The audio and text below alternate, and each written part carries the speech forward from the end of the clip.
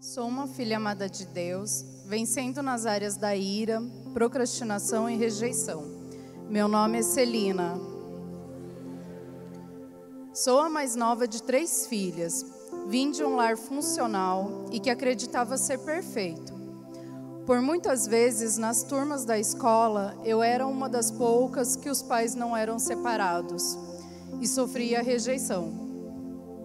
Com o tempo, aprendi a não falar deles para os colegas da escola e tinha orgulho deles. Mas tínhamos um relacionamento difícil, pois eu tinha um temperamento forte e era muito ativa. Com tudo o que acontecia de bagunça em casa, eu era sempre a que apanhava. E muitas vezes fiquei com raiva dos meus pais por isso. Eles diziam que eu era terrível, não tinha solução e que eu devia ter sido morta no ninho. Acreditava que eles não me entendiam e nem me amavam. E por isso, por muitos anos, foi a minha identidade. Fui criada no catolicismo e me envolvi na religiosidade. Meus pais me batizaram com 5 anos pelo meu desejo.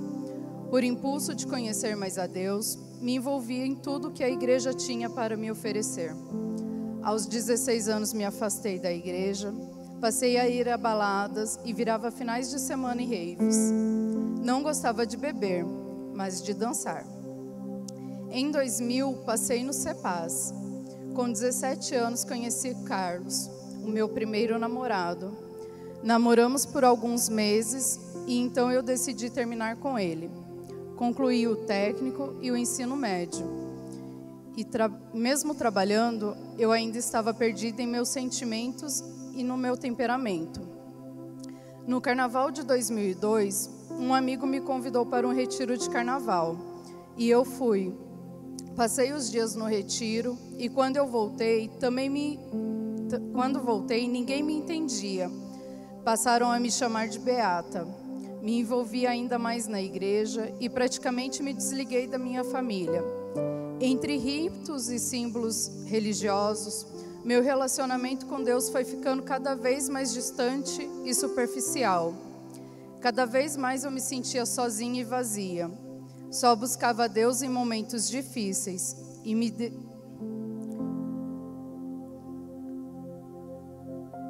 nos momentos difíceis e de necessidades. Fui me frustrando com os acontecimentos que eu via e não concordava. Assim deixei a igreja e as pessoas de lado. Tive um namoro destrutivo, onde descobri que estava sendo traída. Terminei o namoro no mesmo dia. Com 3 meses após o término do namoro, perdi meu emprego, parei com a minha vida.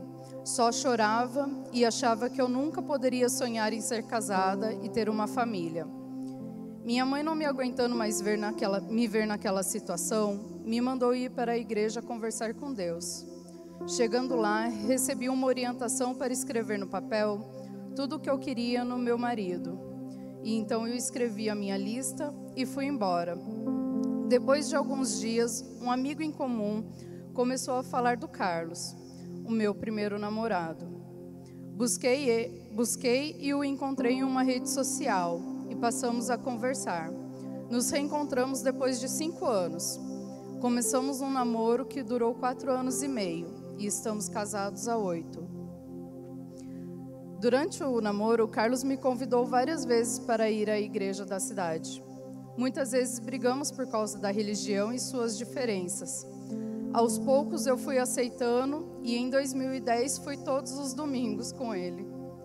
Certa vez, durante uma celebração, o pastor trouxe uma palavra sobre Maria, onde eu fui confrontada com o carinho e o respeito com que ele falou, e lançou o livro falando dela. As minhas muralhas foram abaladas totalmente, mas eu não admitia.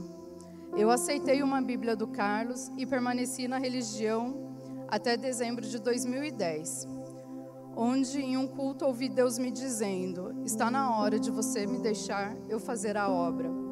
Naquele dia preenchi o cartão de decisão e fiz a inscrição para o curso do batismo. Não contei para ninguém da minha família, pois sentia que estava traindo eles e a minha antiga igreja. a qual eu já não frequentava há mais de 3 anos.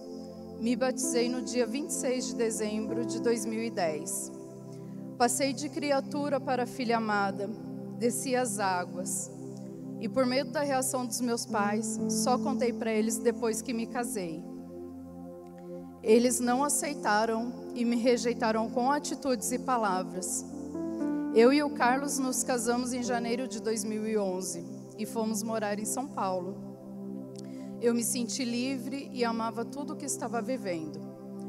Porém, voltei a ficar irada e brigava com todos sobre tudo. Contava mentiras para ser aceita pelas pessoas que eu imaginava serem minhas amigas. A ira voltou a ser a minha identidade. Respostas atravessadas voltaram na minha vida e me afastaram muitas pessoas que eu desejei ser amiga. Muitas vezes eu quis mudar esse caminho. A procrastinação apareceu em evidência na minha vida quando eu passei a ficar em casa e deixava tudo para depois. Quando questionada pelo Carlos, eu reagia com ira e brigávamos. Depois eu pedia perdão. Comecei a ver que não tinha bons relacionamentos e amizades. Percebi que não podia continuar do jeito que estava. Num determinado dia, durante uma discussão, o meu esposo, ele me disse que se eu continuasse daquele jeito e tendo aquelas reações de ira que eu tinha com frequência, não daria mais para continuarmos juntos.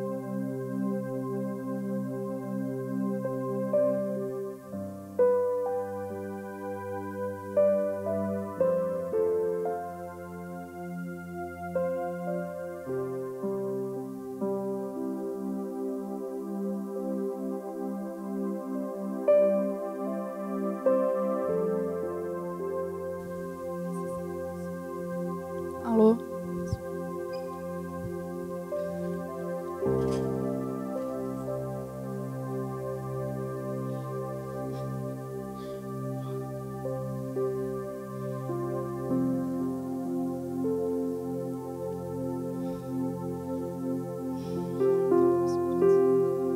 Não daria mais para continuarmos juntos, pois ele não aguentava mais o meu jeito. Cheguei no 30 Semanas em 2016. Fui para o grupo da procrastinação, sem saber direito o que era. Pedi tanto um direcionamento para Deus e me identifiquei com cada partilha. Entrei na metade daquele ciclo e acreditava que a ira não tinha cura. Então, em um estudo, ouvi a citação de Tiago 5,16. Confessai os vossos pecados uns aos outros e orai uns pelos outros para serdes curados. Assim, pedi a Deus para que Ele me ajudasse a compartilhar em todas as partilhas, e assim faço até hoje. Mesmo não tendo completado aquele ciclo, iniciei 2017, falando para o Carlos que iria fazer o ciclo completo e já sabia aonde iria. Fui direto para o grupo da ira. Muitas vezes me senti tentada a mudar de grupo, mas ali descobri que não estava sozinha, pois havia liberdade ao falar, ao não ser julgada e nem condenada. No encontro rendição, onde escrevi minhas memórias, encontrei descanso real nos braços do Senhor, liberdade no perdão liberado e em cada fase da minha vida. Fui escrevendo e depois ao ler para minha confidente, fui entendendo que Deus queria me curar. Foi onde descobri os momentos em que fui rejeitada, sendo pelas minhas atitudes ou ações, e onde me irava muitas vezes. Busquei auxílio da minha confidente, que me ajudou muito a ouvir as minhas confissões. Fiz reparações com os meus pais, minhas irmãs e com Carlos. Amo a família que Deus sonhou para mim. Tenho um relacionamento constante com Deus. Busco em todos os momentos. Aprendo todos os dias a amar quem me rejeita, a não deixar as tarefas para a última hora, vencendo a procrastinação. E busco em todos os momentos, em Deus, a cura para minha ira. Minha confidente me auxiliou a fazer as entregas dos meus sentimentos. E assim vivo um dia de cada vez. No 30 Semanas descobriu minha real identidade em Deus, que é filha amada, princesa do reino. Posso chamar Deus de Pai. Aprendi a ouvir e não julgar, a cuidar, a olhar nos olhos do Pai. Em João 3,8 está escrito: o vento sopra onde quer. Você escuta, mas não pode dizer de onde vem e nem para onde vai. Assim acontece com todos os nascidos do Espírito. Entendi que tenho que descansar todos os dias nos braços do Pai, para que o vento do Espírito Santo sopre sobre a minha vida e me leve na direção que Ele quer. E para isso eu não preciso entender, somente obedecer e fazer o que Ele me pede. Obrigado pelo silêncio.